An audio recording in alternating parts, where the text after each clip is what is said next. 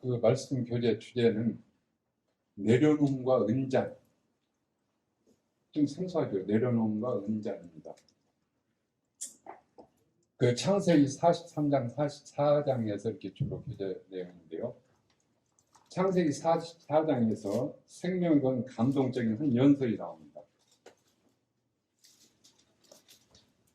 사랑하는 동생 베냐민을 살리기 위해 자신의 생명을 걸고 투여되었던 유다의 결론입니다. 오늘 본문은 내려놓음과 그 유명한 은잔 사건입니다. 우리가 그 유교 목욕탕에 가면은 그 락커, 옷장에 이런 문구가 있죠. 맡기지 않은 물건은 책임지지 않습니다라고 이 안내문을 볼 수 있습니다. 하나님께서는 우리가 맡기지 않은 것은 책임질 수 없습니다. 그러나 내가 주인 삼은 모든 것 내려놓는다면 하나님이 맡아 해결해 주십니다. 43전 전장에서요, 야곱의 내려놓음으로 대단히 어려웠던 상황이 급 반전되는 것을 보게 되었습니다. 무엇을 내려놓았습니까? 너무나 소중하여 가슴에 품고 살고 싶었던 막내 베냐민을 하나님 앞에 내려놓은 것입니다. 야곱은 유다의 설득 앞에 결국 베냐민을 보내기로 스스로 결단합니다. 이르면 이르리로다. 이런 문구가 있죠. 야곱에 있어서 베냐민은 어떤 존재입니까? 야곱이 먼저 얻은 아내는 레아입니다. 그러나 야곱은 라헬을 본부인으로 생각했습니다. 그녀만을 사랑했습니다. 12아들 가운데 사랑하는 아내 라헬에게서 얻은 아들은 둘, 요셉과 베냐민입니다. 그런데 라헬이 베냐민을 출산하다가 죽습니다. 야곱은 아들 요셉이 형들을 만나러 갔다가 짐승에게 찢겨 죽었다고 생각했습니다. 이제 남은 것은 베냐민 하나입니다. 사랑하는 아내 라헬에게 쏟고 싶었던 사랑, 요셉에게 집중되었던 사랑이 모아져서 베냐민에게 흐르고 있었습니다. 근데 베냐민은 막내였지만 실제적인 상속자였습니다. 베냐민은 야곱 자신의 전부라고 볼 수 있습니다.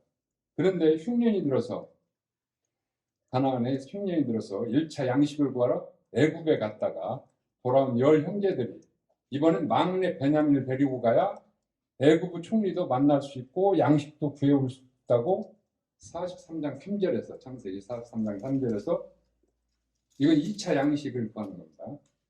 말씀하죠. 야곱은 딜레마에 빠졌습니다. 베냐민을 붙들고 있자니 식솔들이 굶어 죽겠고 식솔들을 생각하고 양식을 사오자니 타지에 베냐민을 보내야만 했습니다. 딜레마에 빠진 야곱이 유다의 설득을 두고 결단을 내립니다. 43장 창세기 43장 14절에서 전능하신 하나님 엘사다이께서 그 사람 앞에서 너희에게 은혜를 베푸사 그 사람으로 너희 다른 형제와 베냐민을 돌려보내기 하시기를 원하노라. 내가 자식을 잃게 되면 이르리로다.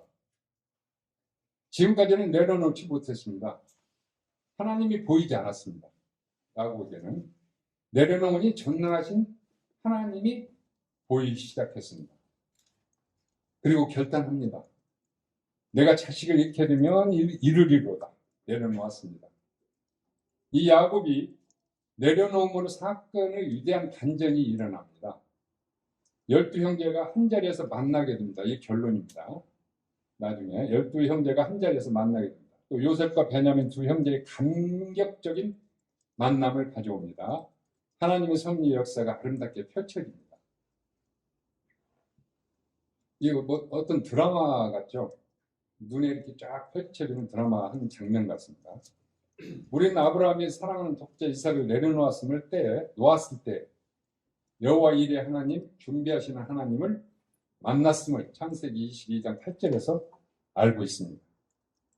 또 누가복음 19장 8절에서는 삭개오가 서서 주께 여짜오되 주여 보시옵소서. 내 소유 절반을 가난한 자들에게 주겠사오며 만일 네 것을 토색한 일이 있으면 4배나 갚겠나이다.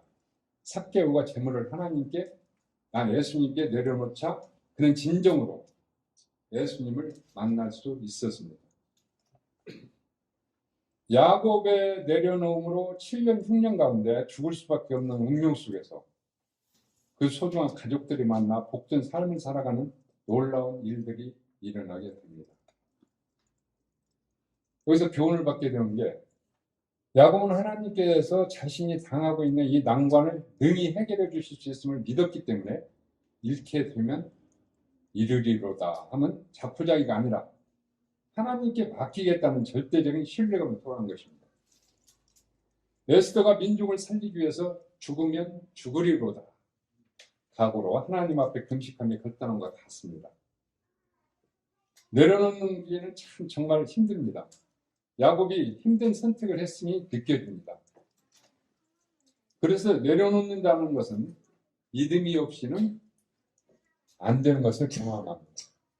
무언가를 잃지 않으려고 포기 못할 때 새로운 시작은 그만큼 더뎌진다는 것을 깨닫게 됩니다. 여기서 두 남자의 용기를 보게 됩니다.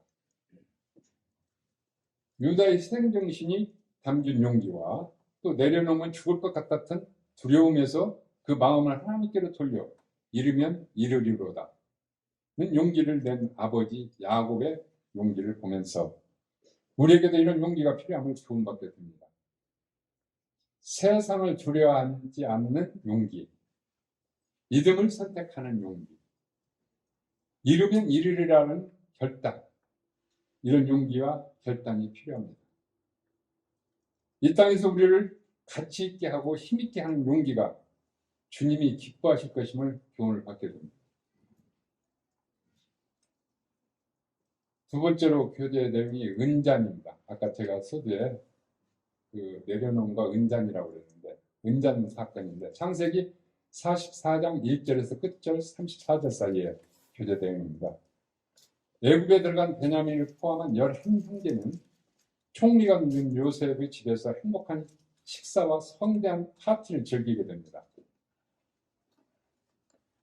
43장 34절에 그 성대한 파티를 즐긴다라는 게 거기 기록이 되어 있습니다. 물론 요셉이 아직 자기의 신분을 밝히지 않은 상태였습니다.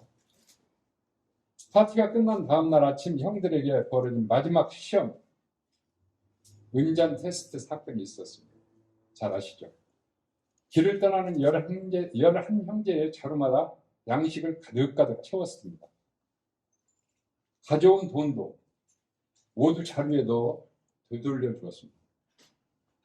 이에 더하여 요셉은 베냐민의 자루에 은잔을 몰래 넣게 합니다. 44장 2절에 그 기록이 나와 있습니다.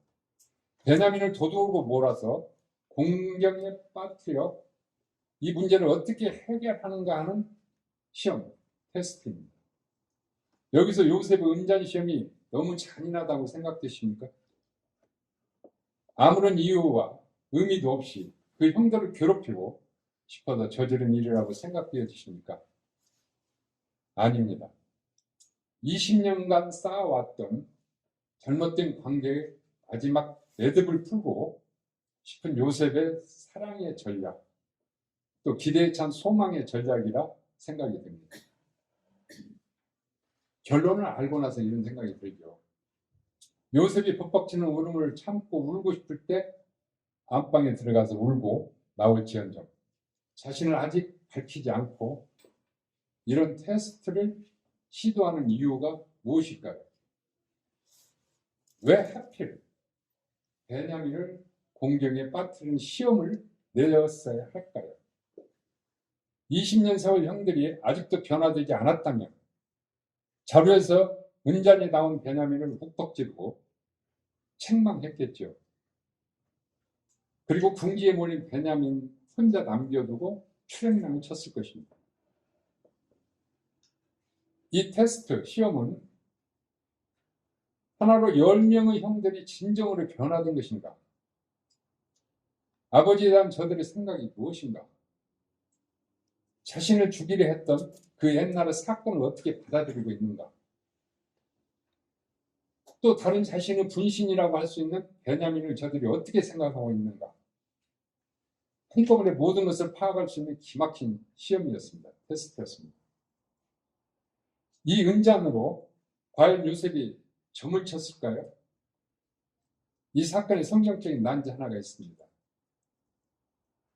44장 5절에 베냐민의 자리에 숨겨진 이 잔이 점치는 데 쓰는 것이라고 했고, 또 15절에서는 요셉이 직접 나 같은 사람이 점을 잘 치는 줄을 너희는 알지 못하느냐고 합니다.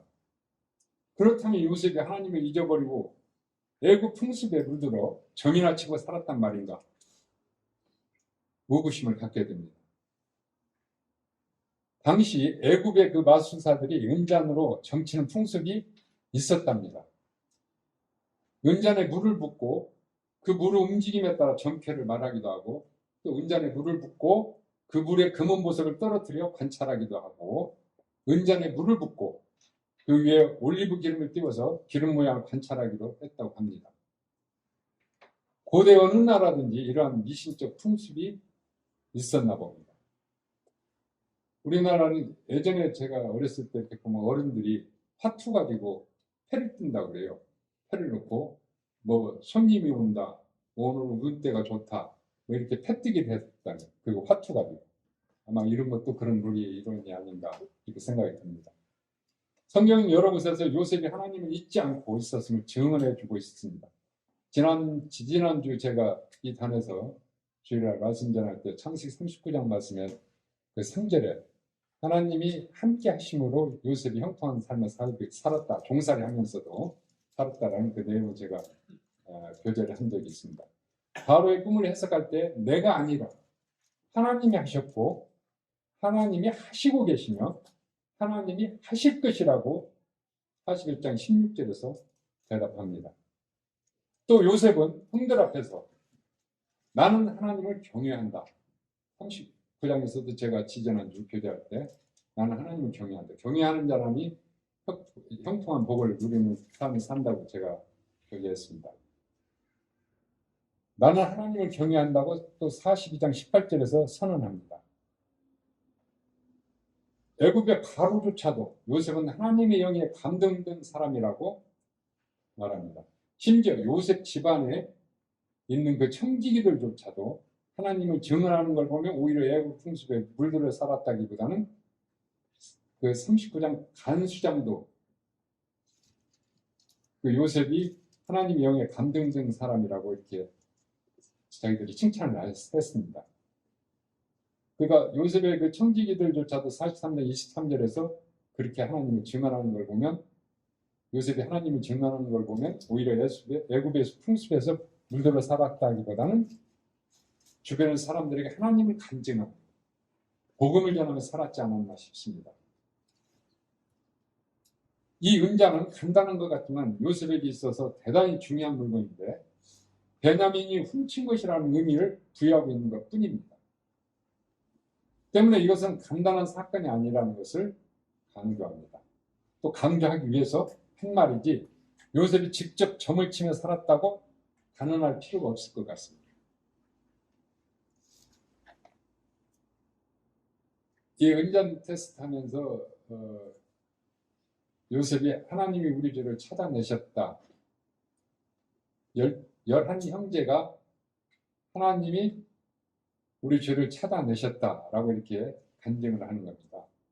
요셉의 작전에 따라서 베냐민의 자리에서 이처럼 규정한 은잔이 나옵니다.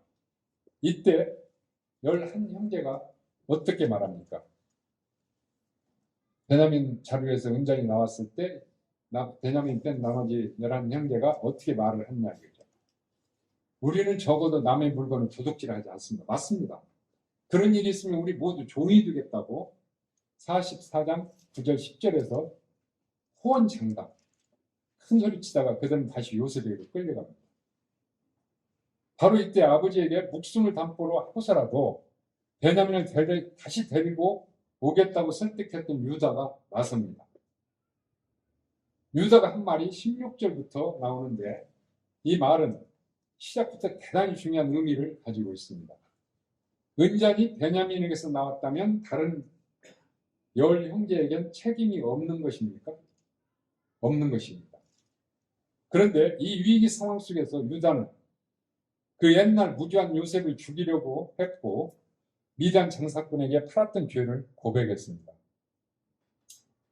여기에 대단히 중요한 두 단어가 등장하고 있습니다. 우리라는 단어와 하나님이라는 단어입니다. 이번에 베냐민을 비롯한 우리가 은잔을 훔친 것은 아닙니다.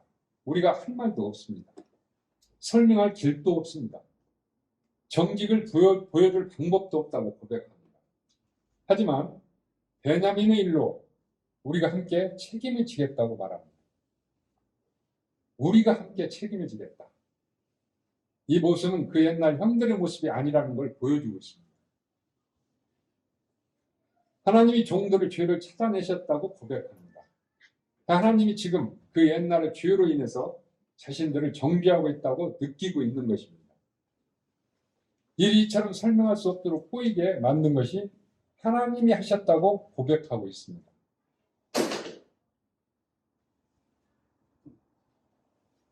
그들이 더 이상 죄를 숨기거나 도망치지 않겠다는 것입니다.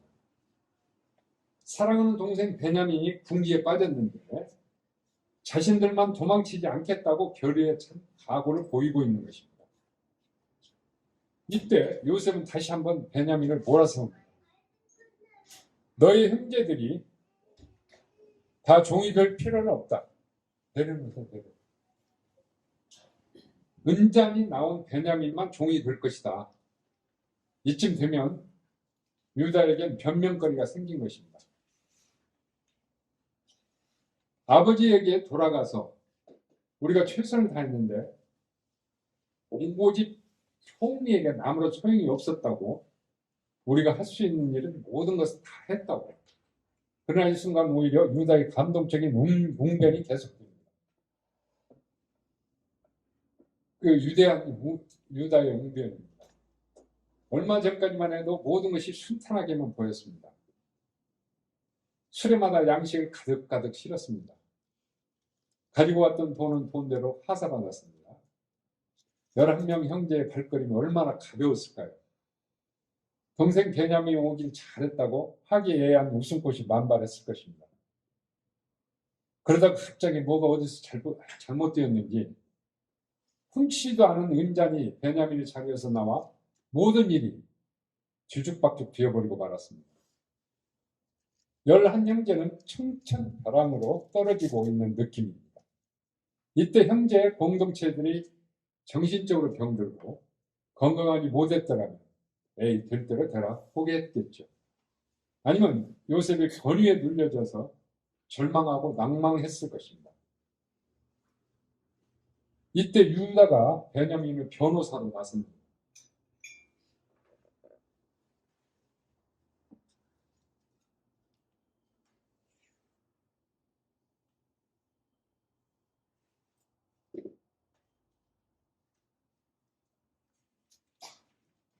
(44장) 18절에서 마지막 34절까지의 긴 연설 창세기입니다. 구약의 최고 용변으로 인정되는 부분입니다. 유다는 자신들이 스파이를 취급받은 사실, 또 시몬의 억울한 채로, 시몬은 볼몰로 잡혀있죠. 억울한 채로 이번 은잔 사건의 배후에 음모가 있은 등 상대방의 감정을 상하게 할 만한 언급은 전혀 하지 않습니다. 듣는 이들의 마음을 울리고 가슴을 뜨겁게 하고도 남음이 있을 만큼 사실을 사실대로 육가 원칙에 의해 차분하게 정리해 나갑니다. 힘이 느껴지는 어투로 변론을 이어갑니다. 자신들의 아버지를 얼마나 사랑하는지, 아버지에게 있어서 베냐민이 얼마나 소중한 존재인지, 그리고 이번 사태에 대한 모든 책임은 자신이 지겠다는 결의를 보입니다. 18절부터 시작부터 대단히 감동적입니다. 유다가 그에게 가까이 가서 가로되 내 주여 청컨대 종으로 내 주의 귀에 한 말씀을 구하게 하소서. 귀를 바짝 대고 구하게 하소서. 주의 종에게 노하지 마옵소서. 주는 바로와 같으심입니다. 바로와 같다라고 비교하는 걸 노하지 말라. 유다는 총리 요셉 앞으로 조심스럽게 나아갑니다. 당신은 주님이요 나는 종입니다. 죽고 사는 것이 이제 당신 손에 달려 있습니다. 죽어도 좋으니 주의 귀에 한 말씀만 아르게 해 주십시오. 주는 바로만큼이나 권위가 있고 힘이 있는 분 아닙니까? 요셉의 발을 꽁꽁 묶어두고 연설을 계속해 갑니다. 유다의 이 탄원은 본문을 읽기만 해도 가슴이 뭉클해 옵니다. 유다는 눈물 어린 이 탄원에서 베냐민이 은잔을 훔치지 않았다고 변호하지 않습니다. 한 번만 봐달라고 비굴하게 빌지도 않습니다. 구차한 변명으로 총리의 심기를 어지럽히지도 않았습니다. 이 짤마 같은 변호의 시간을 얻어서 하나님 앞에서 자기 자신들 앞에서 그리고 총리 요셉 앞에서 문제의 핵심이 무엇인가를 정확하게 간파하고 그 문제를 언급하고 있습니다. 자신의 중심에 있는 것을 솔직하고 담대히 숨기지 아니하고 거짓 없이 토해내고 있는 것입니다. 늙어가는 아버지를 더 이상 아프게 할 수 없습니다. 막내 베냐민이 내 아버지에게 얼마나 소중한 존재인지 모릅니다. 아버지 생명과 막내 베냐민은 그 생명이 하나로 묶여 있습니다. 우리는 총리의 약속을 지키기 위해 내 아버지를 설득하고 또 설득해서 베냐민을 이곳으로 데려온 것 뿐입니다. 요셉이 베냐민을 꼭 데려와야만이 자기를 얼굴을 보고 식량을 줄 수 있다라고 이렇게 얘기를 했죠. 조건부였습니다. 그 아이가 죽어간다면 내가 죽을 것입니다. 그 아이가 종이 된다면 내가 종이 되겠습니다. 유다의 변론은 당당하고 위험이 있었습니다. 요셉의 마음을 울렸습니다. 이러한 유다의 모습은 어린 동생 요셉을 시기하여 죽이려고 하고 장사꾼에게 팔던 그 형들이 아니었습니다. 가족 공동체를 너무나 소중히 여기는 변화된 모습, 가족애이었습니다. 가족애. 어린 동생 대신 자신이 죽겠다고 생명을 걸고 중보 기도에 나섰던 겁니다. 요셉을 잃고 슬퍼하며 울던 아버지 야곱의 모습을 다시는 재현할 수 없다는 효심이 되어 있습니다. 이 유다의 웅변은 하늘을 울리고 땅을 울리고 요셉을 통곡하게 했던 웅변이었습니다. 이 은잔 시험 테스트를 통해 요셉이 얻고 싶었던 답이 무엇일까요? 이 위기를 얼마나 지혜롭게 대답하여 극복하나 보자고 이 모험을 시도한 것은 아니었습니다. 자신이 팔려와 이 죽을 고비를 넘어서 오는 동안 그의 형들이 어떻게 변했나 궁금했던 것입니다. 베냐민을 자기가 빠졌던 죽음의 구렁텅이에 빠뜨려 놓고 그 형들이 과연 변화된 성품과 변화된 사랑, 변화된 가족애를 보여줄 수 있는지 확인하고 싶었습니다. 이 은잔 테스트에 대한 유다의 대답으로 말미암아 은잔 시험은 A 플러스 100점이었습니다. 44장 32절에 또 33절에서 이렇게 말합니다. 주의 종이 내 아버지에게 아이를 담보하기를 내가 이를 아버지께로 데리고 돌아오지 아니하며 영영이 아버지께 죄를 지리이다 하였사오니 청컨대 주의 종으로 아이를 대신하여 있어서 주의 종이 되게 하시고 아이는 형제와 함께 도로 올려 보내소서.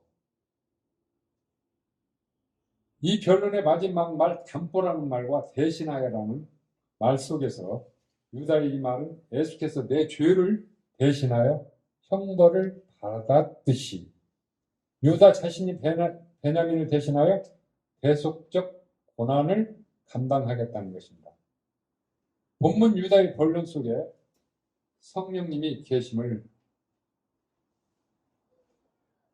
깨닫게 합니다. 그 안에 대속적인 사랑, 또 예수 그리스도의 보혈의 피가 가득 담겨 흘러 넘치고 있습니다.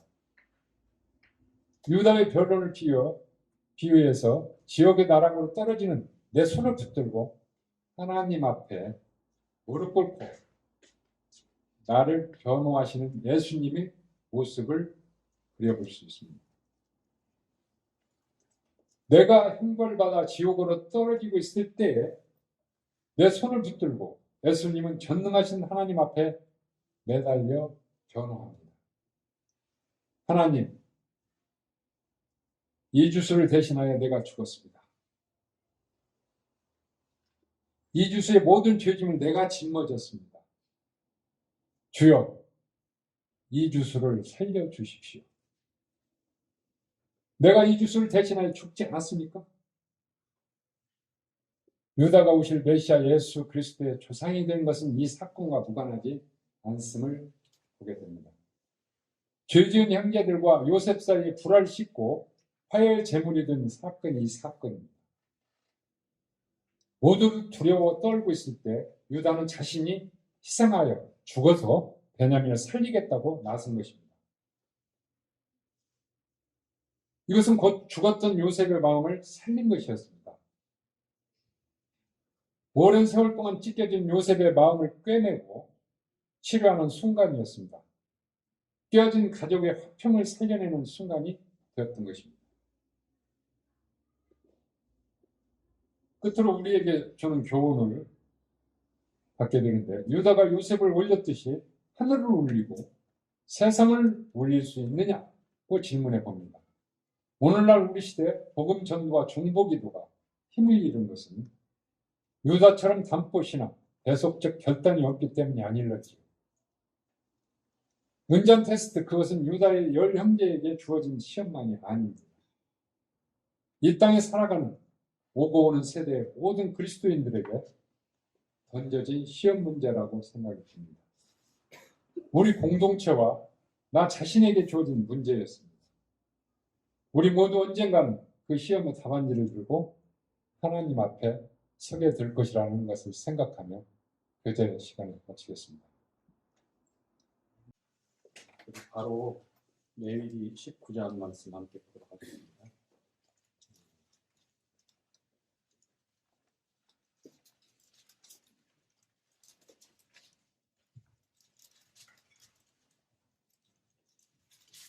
이스라엘 사람들이 왜 유대인으로 불려지는지 잘 아시죠?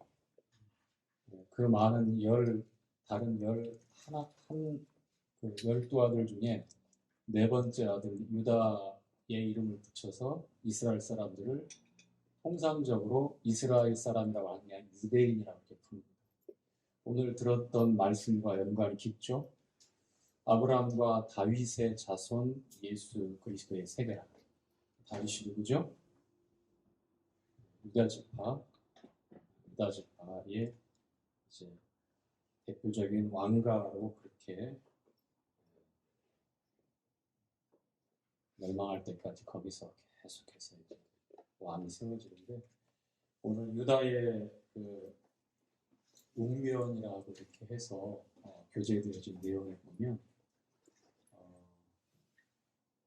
오늘 교제되어진 말씀 가운데 저도 참 공감이 되었고 감동이 되었던 게,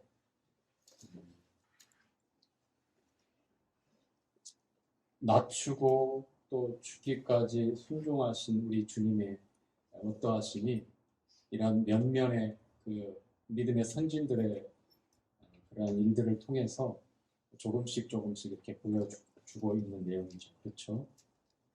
르우벤도 있고 시므온도 있고 레위도 있고 이렇게 위에 세 형들이 있는데, 네 번째 유다. 여러분, 유다의 그 허물이 얼만큼 또 큰지 아십니까? 유다가 허물이 굉장히 커요.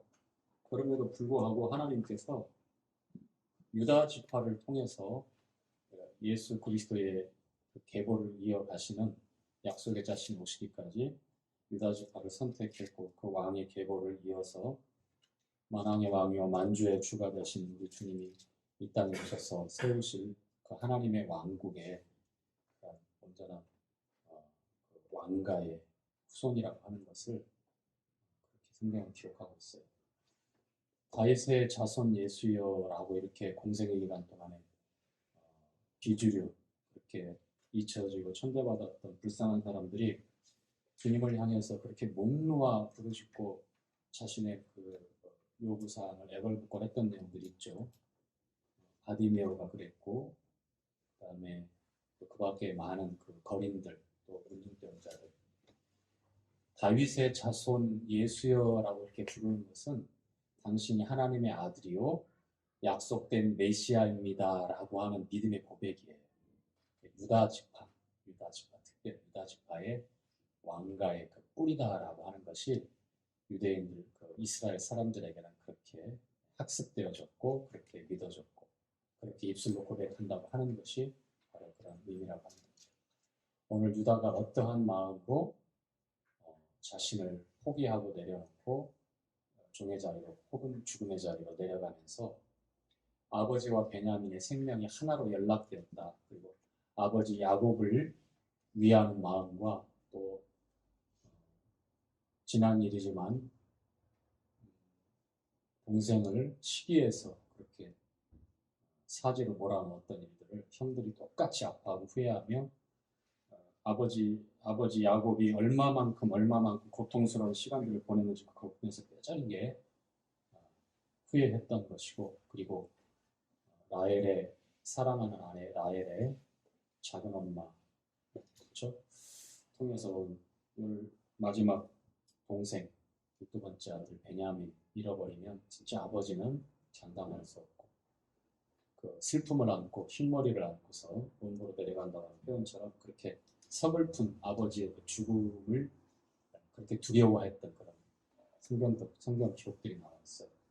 그래서 유다를 비롯해서 유다가 대표해서 그랬지만 특별히 이제 유다의 그런 고백에 대해서 성경님께서 교제해 주신 이 내용이 우리로 하여금 많이 생각하게 하고 우리 주님을 생각하게 하고 어떻게 주님의 중보가 저희를 대하신 하나님께 대한 그 중보가 어떠한 것인지 또 아울러서 복음의 역사나 말씀의 능력이 점점 상실되어져 가는 것은 이처럼 유다와 같은 그런 마음이 우리에게서 너무나 이제 없어져 가기 때문에 희귀한 상황이 되어져 있기 때문에 그런 거 아니냐라고 하는 일침을 받게 되었습니다. 정말 그런 것 같아요. 주님께서 요한복음 12장 24절에도 하늘의 비랄이 땅에 떨어져서 죽지 아니하면 하늘 그대로 있고 죽으면 많은 열매를 맺는다고 했는데 그 죽는다는 것이 막연히 피상적인 것이 아니라 실제로 자기의 형체가 사라져야 되고 그리고 자기가 그렇게 결사적으로 지키고 애착을 가졌던 것들 하나 둘 포기하고 내 스스로 무너지고 쓰러지고 깨어지면서 그 형체가 사라질 때에 다른 나를 통해서 다른 생명이 나타날 때 양분으로 철저하게 그렇게 내가 들여지는 거잖아요. 그렇죠? 죽는다는 것이 나는 없고 다른 이제 생명에 대해서 내가 철저하게 그렇게 썩어서 거름이 되어지는 내용이 죽는다는 내용인데 이것은 논리적으로 우리가 이해할 수 있지만 막상 현실 상황에서 이거를 감내하면서 우리가 온몸으로 말씀에 순종해야 될 부분에 있어서는 정말 고통스러운 상황일 수도 있어요. 그래서 이거 쉽지 않지만 이러한 말씀들이 우리에게 전달되어지고 들려졌을 때에 우리를 또 변화시키는 힘이 말씀에 있기 때문에 말씀을 한 번 더 의지하고 바라보게 됩니다. 자, 오늘 레위기 19장 말씀입니다. 우리는 지난주에 레위기 18장에 성도덕, 성윤리에 관한 하나님께서 말씀하신 내용을 봤습니다. 1절부터 5절까지의 내용 가운데 애굽의 풍속과 가나안의 풍속을 쫓지 말라라는 주님의 말씀이 있었습니다. 대신 나의 법도와 규례를 지켜 행하라. 그리하면 살 것이다라고 말씀했습니다.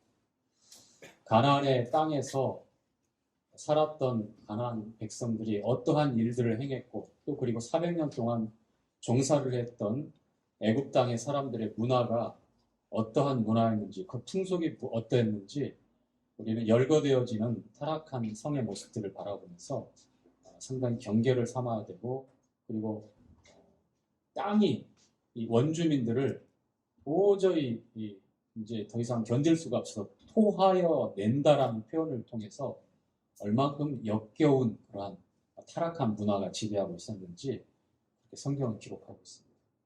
첫 번째로 근친 상간에 대해서 아주 디테일하게 다 설명하고 있습니다. 이것이 가나안의 또 애굽의 풍속, 가나안의 이제 풍속, 문화가 그래요.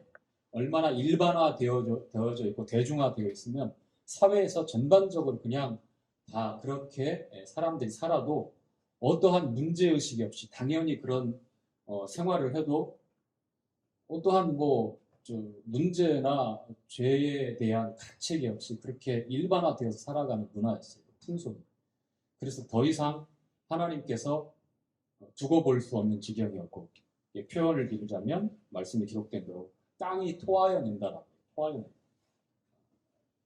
그래서 이스라엘 백성들, 유대인 이스라엘 백성, 하나님의 백성들을 통해서 이제 진멸하게 되죠. 진멸하게, 정복을 당하게 만들어요. 심판을 그런 방법으로 하게 하셨습니다. 그 다음에 이제 계속되는 말씀을 보니까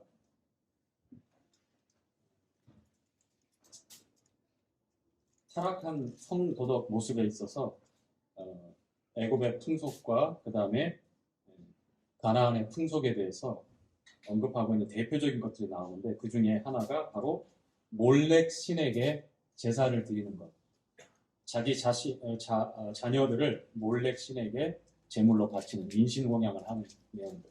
그리고 고대 사회의 우상 숭배의 그 핵심에는 항상 타락한 이 성적인 문란한 일들이 있어요. 거기에 있는 여사제로 알려져 있는 제사장들과 아주 난교가 일어나고, 그 다음에 그러한 다산의 신으로 숭배받는 여신들을 섬기는 행위가 그런 행위들로 그렇게 우상 숭배가 되어지는데, 몰렉은 그 중에 자기 자녀를 불 가운데 던져서 축복을 구하는 그런 인신공양의 제사였습니다. 그 다음에 여러 가지 부도덕한 일들, 그리고 동성애에 관한 일들, 그 다음에 참 입에 담기도 참 부담되는 짐승과 교합하는 수간의 문제들. 이것이 바로 애굽의 풍속, 가나안의 풍속.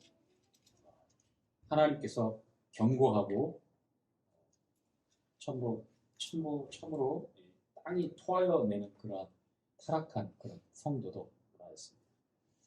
그런데 정말 중요하고 하나님께서 정말 아름답게 하신 것이 죄악을 인하여서 타락했을 때 얼마나 역겹고 얼마나 치명적으로 위험한지, 심판을 앞당기고 하나님의 진노 가운데 거하게 하는지를 우리가 살펴봤는데요. 이 시대에 보면 성소수자라가 불려지는 그러한 사람들의 인권에 대해서 이렇게 많이 논란의 대상이 되어지고 사람들이 많이 얘기를 합니다. 그 약자로 하면 LGBT, 레즈비언, 여자들끼리 사랑하는 거, 게이, 남자들끼리 사랑하는 거, 바이오섹슈얼, 양성애자들과 여자, 남자 아무나 다 사랑하는 거. 그다음에 트랜스젠더, 성을 바꾸는 거예요. 수술을 통해 가지고. 온갖 궤변들이 있어요. 태어날 때부터 그런 유전자를 가지고 있다. 그래서 이것은 병이 아니라 타고나면서 가지고 있는 그런 생리학적인 거니까 이거는 어쩔 수가 없다라고 합니다. 그렇지 않습니다. 정신질환들이죠. 이거. 아름다운 것이 국회되어지고 타락하니까 변태적인 것들로 바뀌고, 이제는 그것이 하나의 문화 트렌드가 되어서 전 세계에서 합법화하고 그렇게 해야만 현대사회에서 거부감 없이 또 불이익 없이 살아갈 수 있도록 그냥 암묵적으로 동의를 해야 돼요. 안 그러면 특히나 이제 성경을 믿는 성경 신자들 같은 경우에는 상당히 위험한 그러한 일들을 당해요. 이미 차별금지법, 차별해서는 안 되죠. 그런데 성소수자들에 대한 독소 조항들 있잖아요. 장애인들이나 사회 약자들 차별하면 안 됩니다. 그렇죠? 그런데 성소수자들 때문에 절대 다수의 많은 사람들이 오히려 차별을 받는 것이 이 차별금지법의 진짜 맹독이에요, 맹독. 저희 같은 그런 사람들. 특히나 성경을 믿고 있는 성경 신자들이 이 시대에 굉장히 어려움을 당하고 그런 법들이 법제화되어 통과되어진 서구 유럽이나 그 다음에 미국이나 그런 데서 성도들이 받고 있는 고통이 아주 많습니다. 감옥에 가기도 하고 천문학적인 벌금을 내야 되는 그런 상황에 가기도 하고 그러니까 죄를 죄라고 이렇게 얘기를 하면 바로 누가 고발을 하잖아요. 뭐 증거 영상을 찍는다든지 뭐 녹음을 녹취한다든지 해가지고 그것을 신고하면 그 법이 통과되어지고 차별금지법이 그렇게 통과되어서 공권력에 의해서 그렇게 이제 제가 이제 지금 얘기하고 있는 이런 얘기들이 혐오 조장했다고 해서 잡혀가요. 어떻게 돼요? 조사받겠죠? 벌금을 내라고 하다든지 아니면 구리를 산다든지 반복적으로 일어나면 이제 교도소에 가기도 하겠죠. 이러한 일들이 왕왕 일어나는 게 현재 일이고요. 우리 나라도 지속적으로 지금 그걸 법제화하려고 발의하고 있고 계속해서 아직까지는 막혀 있는데 1년에 한 차례씩 대중소도시에서 퀴어 축제를 하잖아요. 그렇죠? 안타깝게도 이스라엘의 텔아비브에서 세계 3대 그 퀴어 축제가 이스라엘에서 일어나고 있어요. 왜 영적으로 소돔이라고 하는지 요한계시록에 이렇게 나와 있고 미국의 샌프란시스코는 이 동성애자들의 천국이라고 알려져 있어요. 샌프란시스코가 이렇게 이 풍속, 가나안의 풍속, 애굽의 풍속이 오늘날에도 여전히 이렇게 활개치고 세상 사람들의 마음에 이제 박혀서 그것이 삶의 하나의 방식으로 인정하고 또 그것을 동경하고 또 그렇게 해보고자 하는 그런 일들이 일어나고 있습니다. 이거의 마지막은 뭐예요? 토하여내는 것, 진멸당하는 것, 진노 하나님의 심판이 있다고 하는 거예요. 자, 주님께서는 마지막으로 그러므로 너희는 내 명령을 지키고 너희 있기 전에 행하던 가증한 풍속을 하나라도 쫓음으로 스스로 더럽히지 말라. 스스로 더럽히지 말라. 나는 너희 하나님 여호와. 이렇게 18장이 마무리가 되었습니다. 그런데 이 18장은 다시 19장 다음에 20장에서 다시 또 이어져요. 하나님께서 엄중하게 경고하고 금지한 이 가증한 타락적인 일들을 행한 자들을 어떻게 처벌하고 어떻게 엄단하는지 20장에 보면 또 그 내용이 나옵니다. 오늘은 19장 절반 정도만 될 것 같아요. 19장 오늘 37절까지 있는데 1절부터 8절까지는 하나님과 하나님의 백성들이 맺게 되는 하나님과 백성들 사이에 있는 법도에 관한 말씀이고요. 그 다음에 9절부터 18절까지는 하나님의 백성들, 선별된 하나님의 백성들이 백성들 간에 이 사회에서 어떻게 살아야 되는지에 대한 규범이 기록되어 있습니다. 그 다음에 19절부터 마지막 절까지는 이제 여러 가지 지켜야 될 사회 규범이 되어 있습니다. 그래서 이 19장을 어떤 사람들은 이렇게 설명합니다. 구약의 산상수훈이다 이렇게 설명하기도 합니다. 마태복음 5장, 6장, 7장이 하나님께서 말씀하시고 있는 산상수훈 내용이잖아요. 특히 5장에는 팔복이 나와 있고요. 자, 누가 복이 있다라고 말하는데 하나님의 백성들이 하나님과의 어떠한 법도를 가지고 또 하나님의 백성들 간에 어떠한 규범을 가지고 또 그리고 전반적으로 사회에서 어떠한 생활 방식이 있어야 되는지 그것이 하나님께서 말씀할 때에 나의 법도와 규례를 지켜라. 나는 너희의 하나님 여호와니라 라고 이렇게 계속 강조하고 있는 내용들이에요. 자, 오늘 1절부터 8절까지의 내용을 한번 보죠. 자, 여호와께서 시작. 여호와께서 모세에게 일러 가라사대 너는 이스라엘 자손의 온 회중에게 고하여 이르라. 너희는 거룩하라. 나 여호와 너희의 하나님이 거룩합니다. 자, 레위기의 가장 핵심적인 말씀 중에 하나가 오늘 2절에 읽었던 말씀에 한 번 더 기록됩니다. 너희는 거룩하라. 그런데 이 말씀이 한 번 더 먼저 나왔었죠. 레위기 11장에 나와 있습니다. 레위기 11장에 대표적으로 어떤 것을 먹고 어떤 것을 먹지 말고 어떻게 해야 되는지에 대해서 정결한 그 삶에 대해서 이렇게 기본적인 의식주의 문제에 대해 답을 때에 말씀에 있는데 44절에 나오니까 어디 볼까요? 레위기 11장 몇 절이에요? 44절이네요. 한번 읽어볼까요? 시작. 나는 여호와 너희 하나님이라. 내가 거룩하니 너희도 몸을 구별하여 거룩하게 하고 땅에 기어다니는 것으로 인하여 스스로 더럽히지 말라. 동일한 말씀입니다. 그렇죠? 근데 이 말씀이 베드로전서 1장에 보니까 사도 베드로가 흩어져 있는 나그네, 즉 성도들에게 동일하게 또 말씀을 하고 있습니다. 자, 베드로전서 1장 한번 볼까요?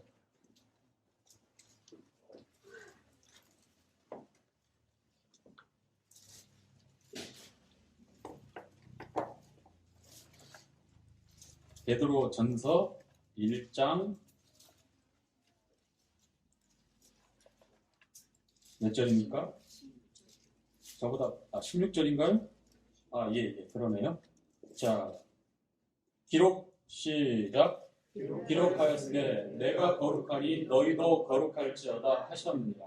자, 기록하였으되 어디에 기록됐겠어요? 바로 이 레위기 11장에, 레위기 19장에 윌리엄 맥도날드 소천하신 이 형제님이 써놓은 책이 있습니다. 잊혀진 명령 거룩함. 바로 그 내용.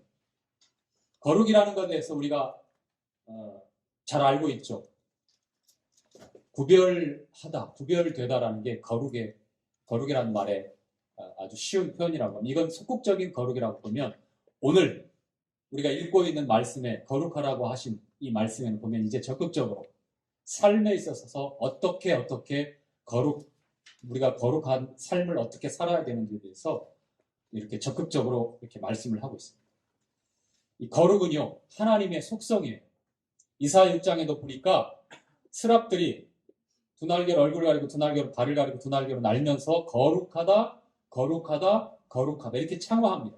요한계시록에도 계속해서 하나님의 거룩함을 찬양하고 있어요. 역시 우리 성도들에게도 하나님의 거룩하심을 찬양하는 찬양의 내용과 제목들이 다 있죠. 우리를 가리켜서 거룩할 성자를 써서 성도라고 합니다. 생트. 이 거룩은요, 세상과 구별되었고 죄로부터 건진받은 하나님의 백성들에게 아주 딱 맞는 그러한 하나님의 성품이죠. 우리가 세상과 단절되어 사는 것, 그것을 거룩이라고 얘기하지 않습니다. 구별된다고 하는 것은 무엇이죠? 세상에서 살고 있지만 세상 사람들처럼 똑같은 생각과 마인드와 생활 방식대로 함께 흘러가지 않아요.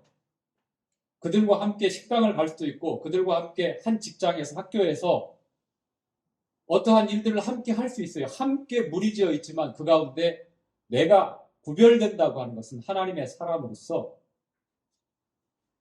그들의 생각과 또 세상의 가치관과 그들의 풍속에 따라서 우리의 삶이 선택되어지고 결정되어지지 않습니다.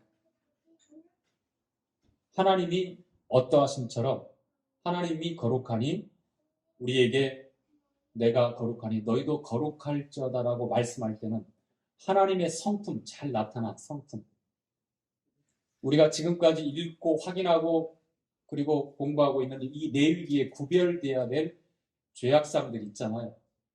이건 세상에서 그냥 가만히 있어도 우리는 그렇게 살게 돼 있어요. 우리 생각이, 우리 마음이 타락한 본성대로 그냥 그대로 그렇게 흘러가게 되어 있습니다. 그런데 이것을 거스려서 어떻게 해요? 올라가는 거예요. 그냥 죽어버린 물고기는 있잖아요. 지느러미나 헤엄칠 힘이 없기 때문에 둥둥 떠가지고 그냥 흐르는 대로 흘러가요. 얼마나 편한지 몰라요. 이게 이제 가만히 구별되지 않으면 이렇게 살 수 있습니다.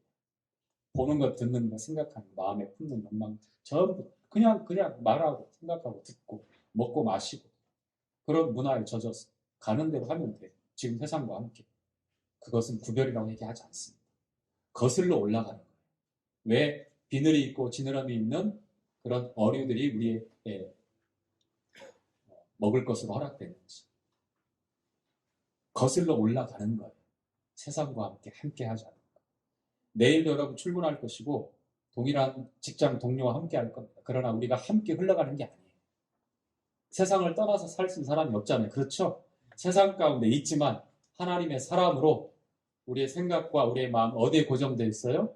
하나님 나라에 고정되어 있어요. 거기를 바라보고 있는 거예요. 주님과 함께 하는 겁니다. 그래서 우리 마음대로 모든 것을 결정하고 선택하지 않아요. 하나님의 뜻이 무엇인지 묻고요. 기다리고요. 참고요. 하나님의 뜻을 분별하고 그 뜻을 따라서 순종해 가는 것이 구별된 겁니다. 자, 3절 함께 읽지요. 시작. 너희 각 사람은 부모를 경외하고 나의 안식일을 지키라. 나는 너희 하나님 여호와다. 즉 이제부터는 구체적으로 거룩하다라고 하는 것이 무엇인지, 즉 부모를 첫 번째 부모를 공경하는 것이 거룩한 것을 나타내는 겁니다.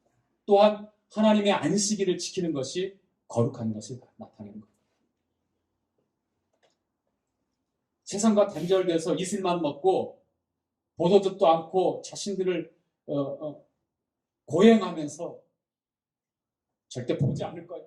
이를 깡 물고 그렇게 사는 삶이 거룩이 아니에요. 수도사처럼 그렇게 다 꼼꼼꼼 묶여 사는 게 아니에요. 물론 이제 주님 당시에도 SNF라고 해서 세상과 등져가지고 사회 동굴하고서 거기서 이렇게 경건 삶을 유지했던 그런 사람들이 있었습니다.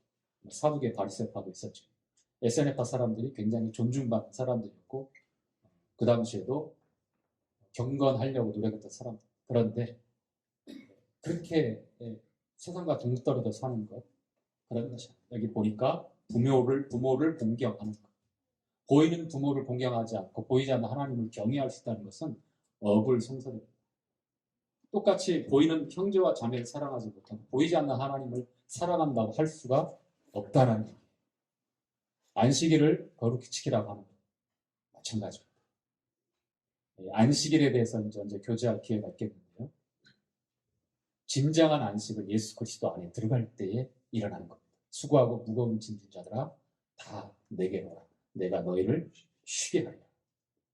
날짜적인 7번째 날에 분명히 주님께서 안식일 제정하셨지만 유대인들 실패했죠. 거룩히 지키지 못했죠. 주님 부활하시고 하나님과의 안식을 완전 회복하고서 이제 그리스도 안에 들어갈 때에 이 안식을 우리가 누리고 또 안식일을 지킬 수가 있게 되는 것인데요. 자, 5절, 4절 시작. 너희는 헛것을 위하지 말며 너희를 위하여 신상들을 부어 만들지 말라. 나는 너희 하나님 여호와니. 나는 너희 하나님 여호와니. 반복되죠. 계속해서 거룩을 말씀하실 때 반복되는 말씀이에요. 우상 숭배하지 말라는 것입니다. 헛것을 섬기지 말라고 하는 겁니다. 우리는 그런데 헛것을 우리 마음에 둘 때가 많아요. 골로새서 성도들에게 바울은 탐욕은 곧 우상 숭배라고 얘기했습니다. 우리가 품는 마음의 욕망들을 가만히 보면 보는 것들, 갖고 싶어하고 소유하고 싶어하고 또 지나친 욕심들이 생기기도 하고 내가 수고하지 않은 것에 대한 욕심들 생기기도 하고 우상은요, 하나님보다, 말씀보다 더 소중한 것이 우상이잖아요. 그렇죠? 사람이 될 수도 있고, 물질이 될 수도 있고, 그 어떤 명예가 될 수도 있고, 내가 끔찍히 준비하고 아끼는 뭔가가 될 수 있어요. 그게 바로 가치관을 통해서 적나라하게 드러납니다. 그것이 우리의 삶에 반복되는 생활 방식을 통해서 구체적으로 실현됩니다. 내가 우상을 섬기고 있는지, 헛것을 섬기고 있는지. 거룩은요, 바로 헛것을 버리고 우상을 섬기지 않는 하나님만 섬기는 것이 거룩한 삶입니다. 자, 오늘은 4절까지 교제하고 마치도록 하겠습니다. 주님께서 말씀하십니다. 나는 너희 하나님 여호와니라. 거룩하라 말씀했을 때에 우리의 삶에 대해서 주님께서 이제 구체적으로 하나 둘 가르쳐 주셔요. 하나님과 하나님의 백성 사이의 법도 규범이 무엇인지 그 말씀이 8절까지 이어집니다. 다음에 계속해서 보도록 하겠습니다.